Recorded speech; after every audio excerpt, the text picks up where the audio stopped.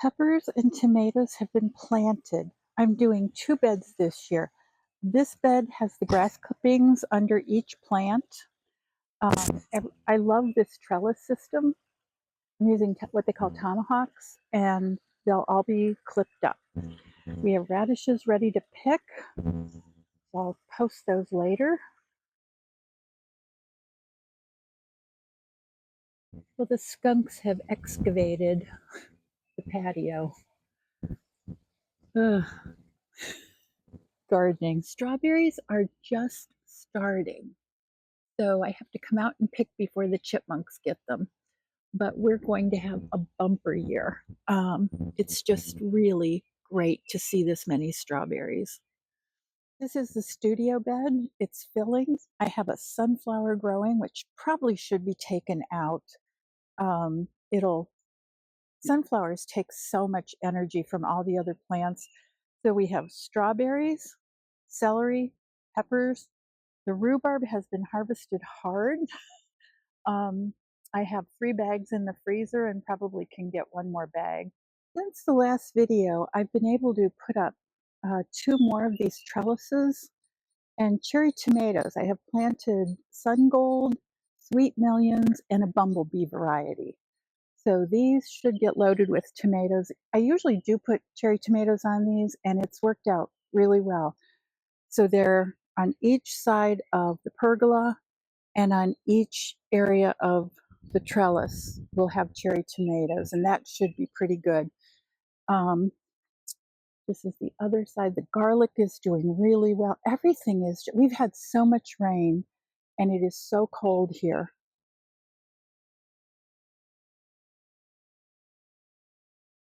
This bed is loaded.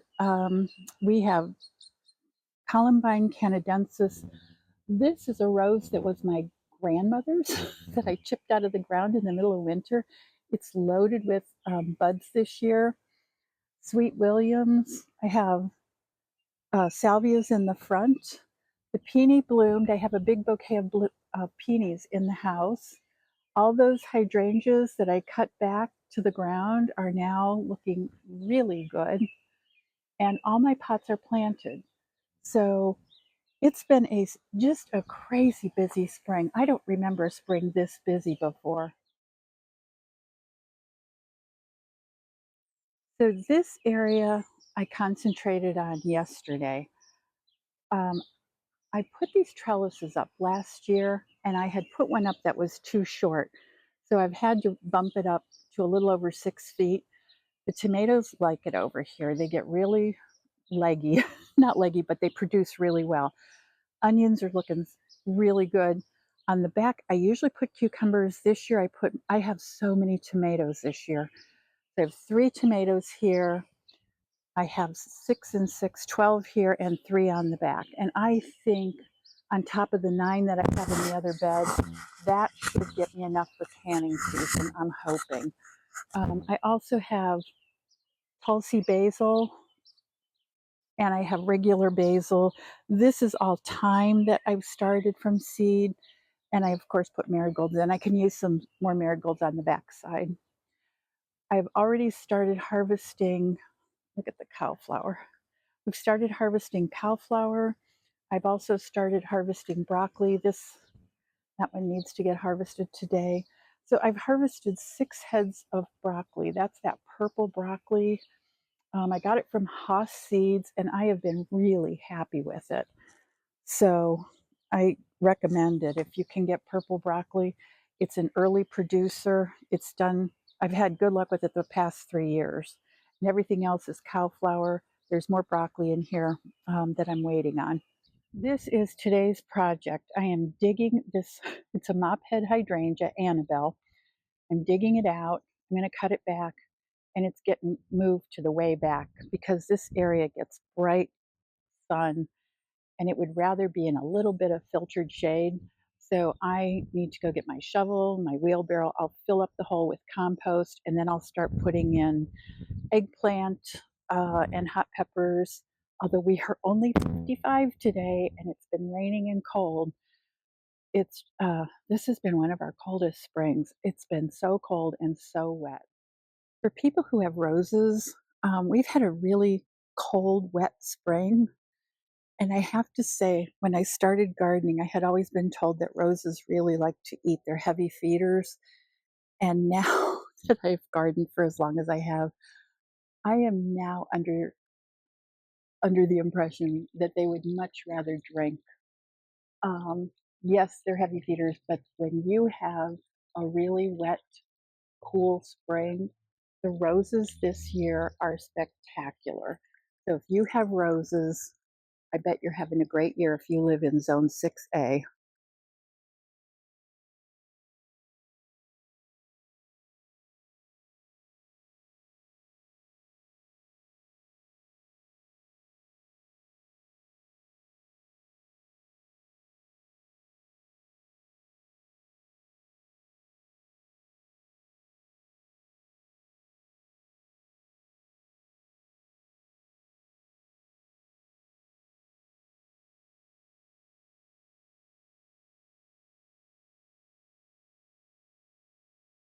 Okay, I am going to go get my pitchfork, get a load of compost, get this all amended.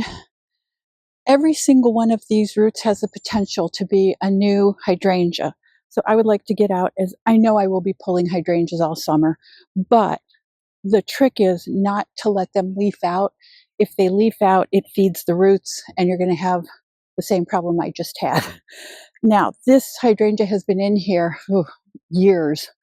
So the plan for this area now, a couple watermelons, an eggplant, and 3 or 4 hot peppers. And I'll have hot peppers in the front. And so what I found out last year is if I have my watermelons in this area, they get the heat of the day here, but the vines can spread throughout the bed and they're not affected by any type of shade that's in here. They kind of go where they want to go. So I'm going to go sink a couple of these in the back. I certainly do not need all these hydrangeas. They're mophead hydrangeas. They're an old variety. The newer varieties have stronger stems. These have to be staked. I doubt I'll get buds on these this year, but now it's done. And what a perfect day to do this. We had really good rain last night. The ground is moist and it's about 58, 59 degrees. So next week, 85. So less stress on the plant, less stress on the gardener. I'm still going to water it in and I'm going to go get compost so we can get stuff planted and the mess cleaned up. Okay, before I decided to go get the compost and plant the eggplant and the hot peppers, I thought it was better to get these hydrangeas in the ground. So out of that clump in the front yard, I've gotten 1, 2, 3, 4, 6 clumps to line this fence line. So they need to be watered immediately. What I'll do is I'll water them in. Hydrangeas like water, and then I will mulch them heavily. But I'll keep my eye on them. They don't look very good right now, but they'll come out of it. Hydrangeas in this area seem to do really well. And the reason I'm putting water on is if I have any air pockets that when I transplanted them, the dirt didn't fall into, I can go around with the hose and make sure everything is there's air is what kills plants. My hose is not cooperating, but if you have air pockets like there's one right there, then what will happen is your roots will dry out and that's what'll kill the plant. I did not use mycorrhizomes. I don't need to with hydrangeas. They're fairly shallow rooted. I will say these are where I took the 3 pine trees out in March. I had time digging through tree roots. Thankfully, pine trees are very shallow rooted. Um, I'm glad it wasn't a maple tree. Oh my gosh.